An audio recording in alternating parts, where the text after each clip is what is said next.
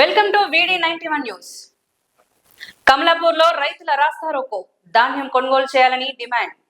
కమలాపూర్ గ్రామంలో వరి కోసి నెల రోజులు గడిచినా ఇప్పటికీ ధాన్యం కొనుగోలు ప్రారంభం కాలేదని రైతులు ఆవేదన వ్యక్తం చేస్తున్నారు. కాంటాలు చేయకపోవడంతో తీవ్ర ఇబ్బందులు పడుతున్నామని రైతులు మండిపడుతున్నారు.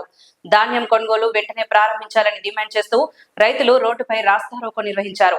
ఈ ఆందోళనకు ఎమ్మెల్యే డాక్టర్ భూపతి రెడ్డి మద్దతు తెలుపుతూ ప్రభుత్వానికి వ్యతిరేకంగా నినాదాలు చేశారు.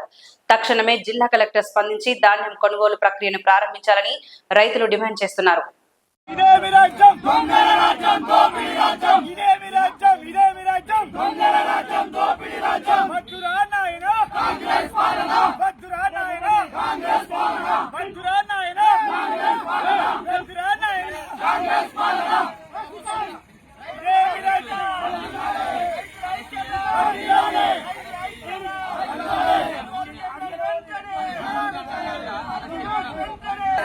కమలాపూర్ అట్లను కొనుక్కోకుండా ఆపేసిన కాంగ్రెస్ వెంటనే అట్లా కొనుగోలు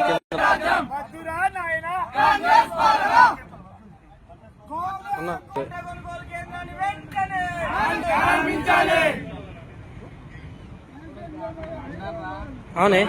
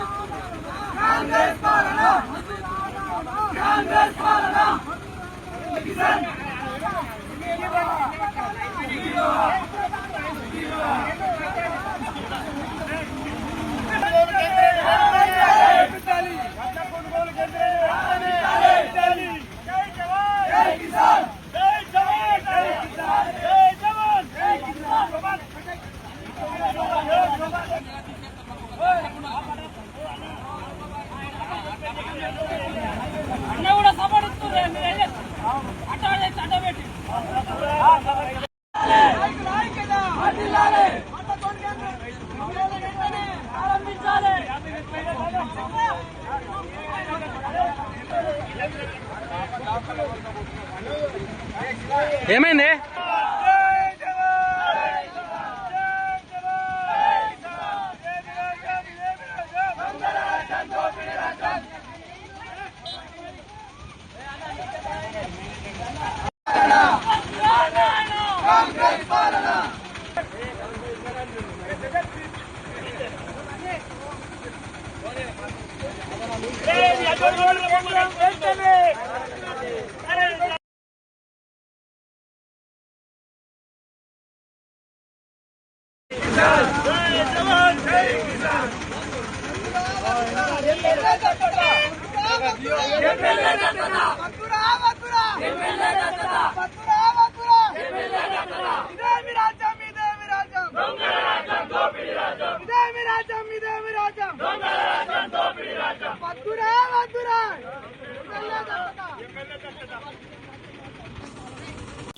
మలక్పేట్లో అర్ధరాత్రి హల్చల్. నగ్నంగా తిరిగిన వ్యక్తి కలకలం. హైదరాబాద్ నగరంలోని మలక్పేట్ పోలీస్ స్టేషన్ పరిధిలో అర్ధరాత్రి కలకలం రేగింది. ఓ వ్యక్తి నగ్నంగా వీధుల్లో తిరుగుతూ స్థానికులను భయభ్రాంతులకు గురిచేశాడు. రాత్రి సమయంలో అకస్మాత్తుగా బయటకు వచ్చిన ఈ వ్యక్తి అసభ్యంగా ప్రవర్తిస్తూ హల్చల్ సృష్టించాడు. దీంతో స్థానికులు భయంతో వెంటనే పోలీసులకు సమాచారం అందించారు. సమాచారం అందుకున్న పోలీసులు సంఘటన స్థలానికి చేరుకొని ఆ వ్యక్తిని అదుపులోకి తీసుకున్నారు. అతని మానసిక పరిస్థితి సరిగ్గా లేకపోవచ్చని అనుమానిస్తున్నట్లు సమాచారం. ఈ ఘటనపై కేసు నమోదు చేసి పోలీసులు దర్యాప్తు చేపట్టారు. 2 డోర్లు 303 నూకిండు, లంబర్ నూకిండు, స్వరూప్ గాంధీ నూకిండు. అవునా?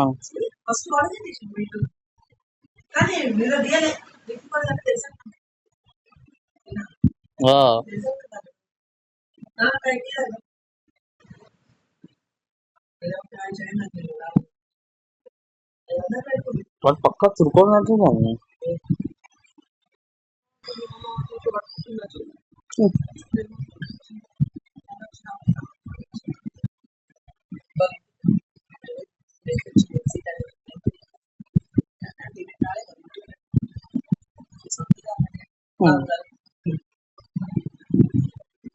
వాడు కిందికి దిగేటప్పుడు పట్టుకొని వచ్చింది. ఇప్పుడు ఇంత ఫాస్ట్ ఉరికింది సౌండ్.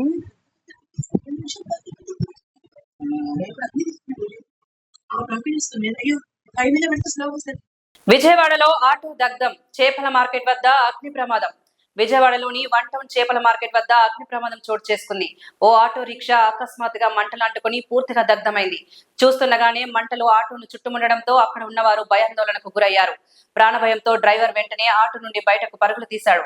అయితే మంటలు మొదలైన వెంటనే ఆటోను నిలిపివేయడం ద్వారా డ్రైవర్ సమయస్ఫూర్తి ప్రదర్శించడంతో పెద్ద ప్రమాదం తప్పింది. జనసంచారం ఎక్కువగా ఉండే మార్కెట్ ప్రాంతంలో ఈ ఘటన జరగడంతో స్థానికుల్లో తీవ్ర ఆందోళన నెలకొంది. సమాచారం అందుకున్న అధికారులు ఘటనపై దర్యాప్తు చేపట్టారు.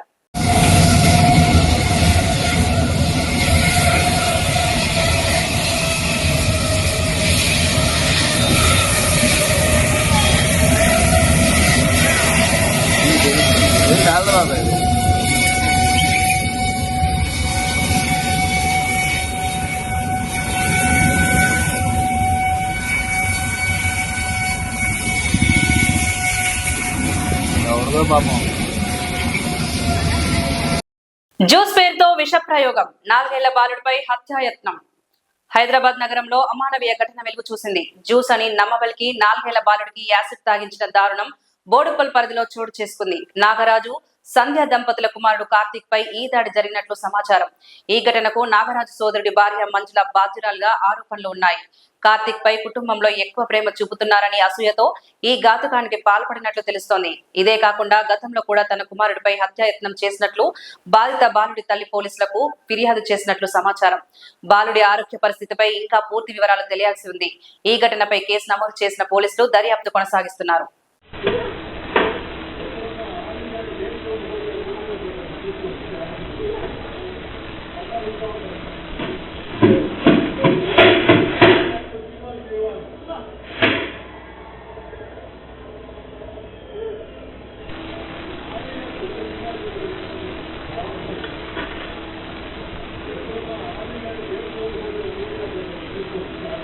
ఏయులో ఉద్రిక్తత, క్యాంపస్ లో భారీగా పోలీసుల మోహరింపు. విశాఖపట్నంలోని ఆంధ్ర యూనివర్సిటీలో ఉద్రిక్త పరిస్థితులు నెలకొన్నాయి. 100 ఏళ్ల ఉత్సవాల వేళ క్యాంపస్ లో జెండా వివాదం చెలరేగింది. రిజిస్టర్ కార్యాలయం ముందు ఎస్ఎఫ్ఐ నాయకులు జెండా కట్టగా దాన్ని యూనివర్సిటీ అధికారులు తొలగించారు. జెండా తొలగింపును ఎస్ఎఫ్ఐ తీవ్రంగా ఖండించింది. క్యాంపస్ లో విద్యార్థి సంఘాల జెండా పాతడం ఇదే తొలిసారి అని విద్యార్థులు పేర్కొంటున్నారు. ఈ ఘటన నేపథ్యంలో వీసీని కలిసేందుకు విద్యార్థి సంఘాల నాయకులు ముందుకొచ్చారు. పరిస్థితులు ఉద్రిక్తంగా మారే అవకాశంతో క్యాంపస్ లో పోలీసులు భారీగా మోహరించారు. ప్రస్తుతం క్యాంపస్ లో టెన్షన్ వాతావరణం కొనసాగుతుంది.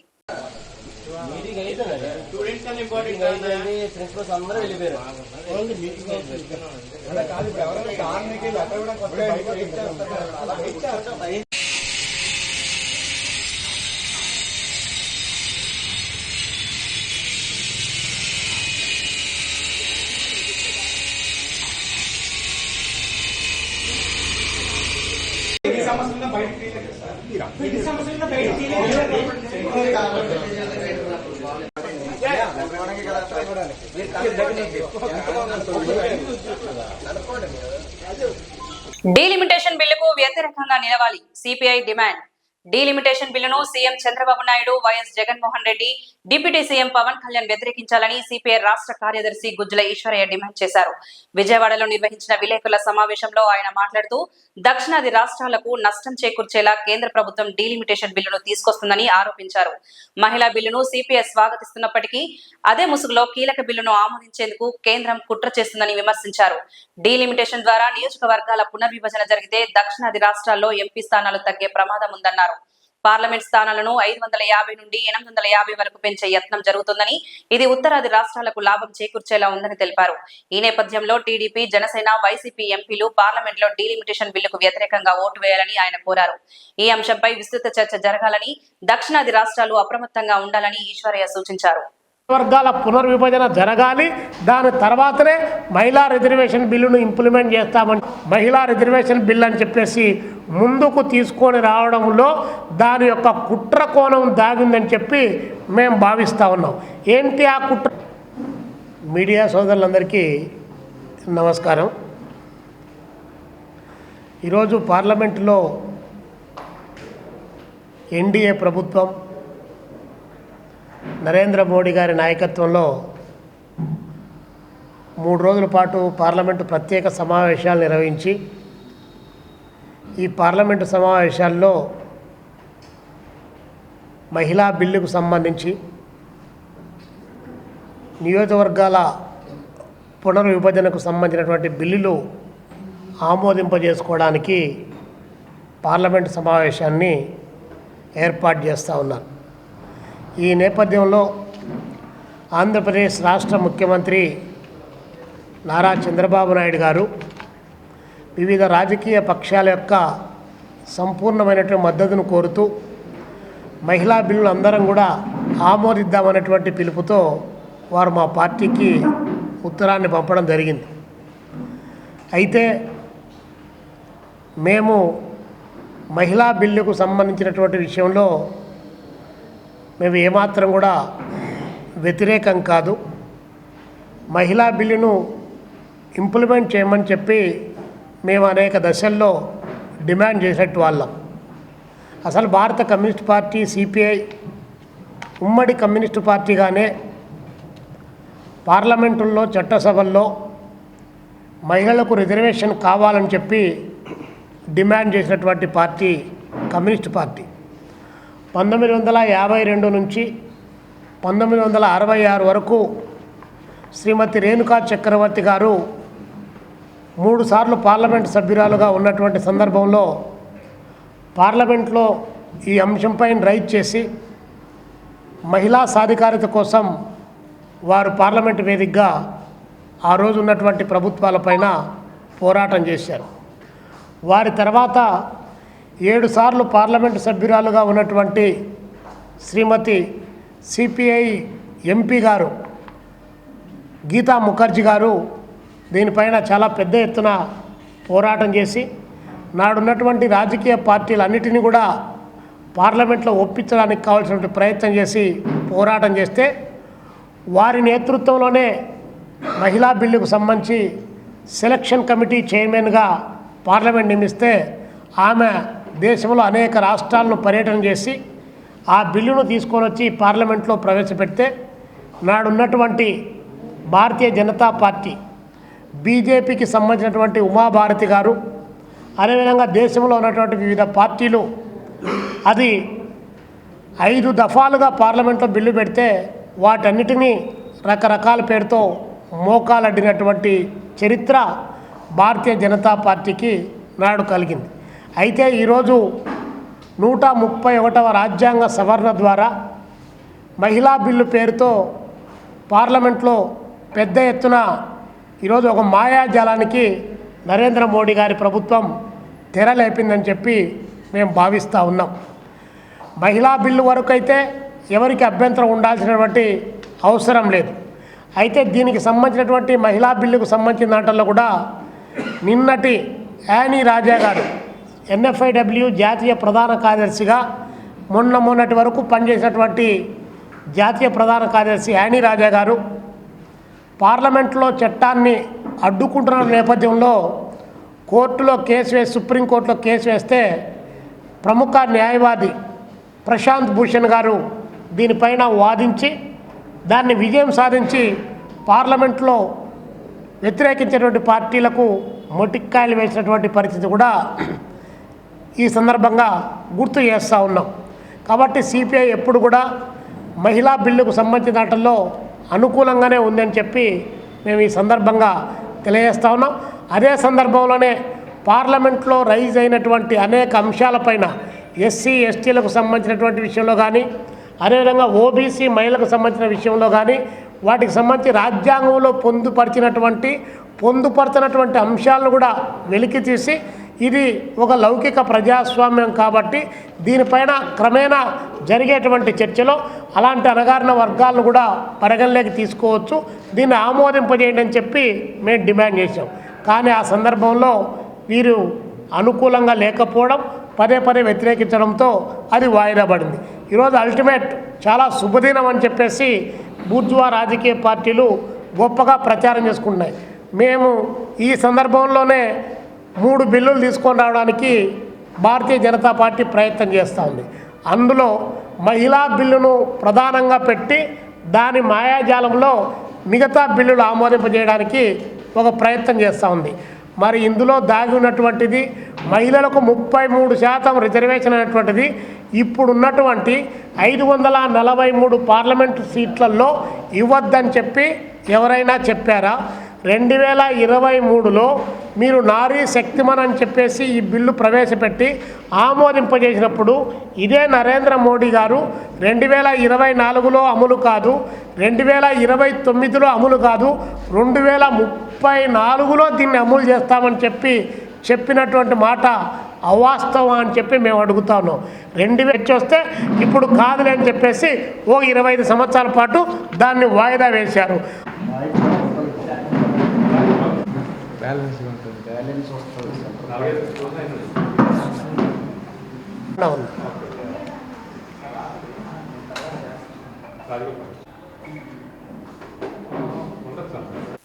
ట్రాఫిక్ నియమాలపై అవగాహన తిరుమలగిరిలో ప్రత్యేక కార్యక్రమం.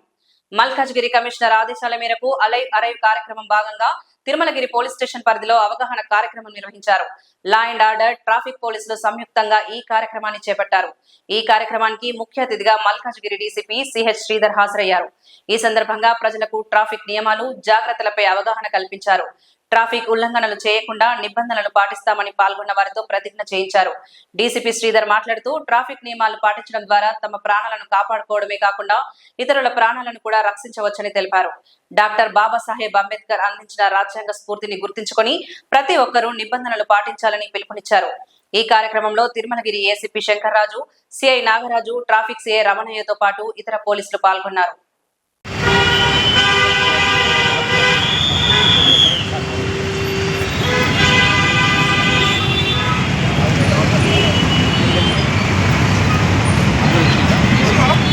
can go in.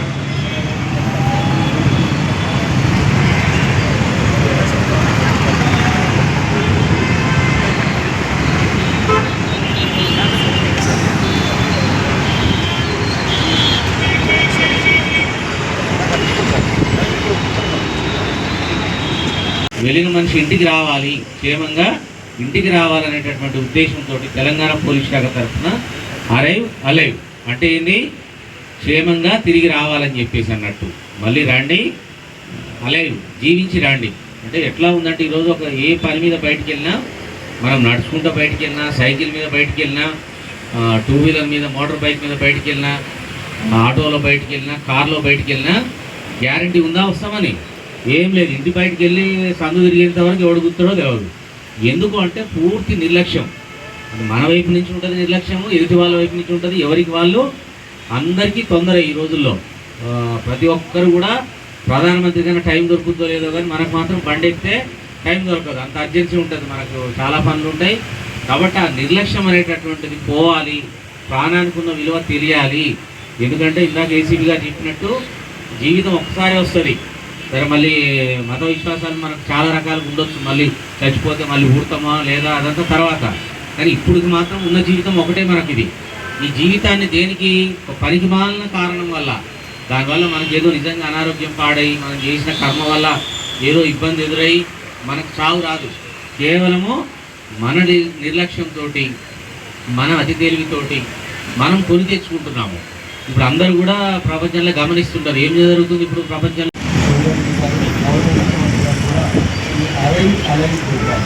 భారతదేశ పౌరులము ఈ రోజున ఏక సంకల్పంతో, ఏక స్వరముతో ఈ క్రింది విధంగా గంభీరంగా ప్రతిజ్ఞ చేస్తున్నాము.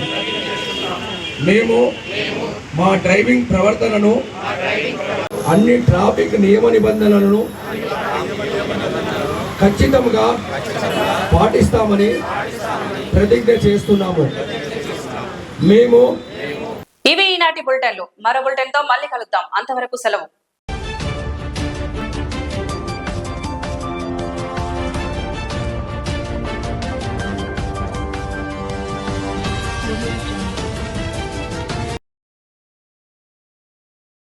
నమస్తే, వెల్కమ్ టు D9 టీవీ. నేను మీ Ramadevi. Sri Chaitanya group of schools Balajinagar Korremula పాఠశాల విద్యార్థులకు విద్యా నైపుణ్యంతో పాటు పాఠ్యేతర అంశాల కలయికతో కూడిన సంపూర్ణ విద్యను అందిస్తోంది. భాషా నైపుణ్యాలలో భాగంగా రాయడం, చదవడం, అవగాహన మరియు వ్యాకరణం, గణిత ప్రయోగశాల అంటే మ్యాథ్ ల్యాబ్ ఆధారంగా గణితాన్ని బోధించడం, సైన్స్ ప్రాజెక్టులు మరియు సైన్స్ పరికరాల ద్వారా విద్యాబోధన, స్పోకెన్ ఇంగ్లీష్ పైన ప్రత్యేక తరగతులు, కళలు మరియు క్రాఫ్ట్, డ్రాయింగ్, పెయింటింగ్ మరియు సృజనాత్మకత, శారీరక విద్య, క్రీడలు, ఆటలు మరియు ఫిట్నెస్, పాఠ్యేతర కార్యకలాపాలు అంటే extra curriculum activities, dance, robotics, communication skills, field trips, abacus, IIT olympiad, NCC, taekwondo మరియు యోగా. విద్యా ప్రణాళిక, syllabus CBSE curriculum. Shri Chaitanya పాఠశాల విద్యార్థుల మేధోపరమైన, శారీరక మరియు వ్యక్తిత్వ వికాసంపై దృష్టి సారిస్తూ సంపూర్ణ విద్యను అందించడమే లక్ష్యంగా అడ్మిషన్లు జరుగుచున్నవి.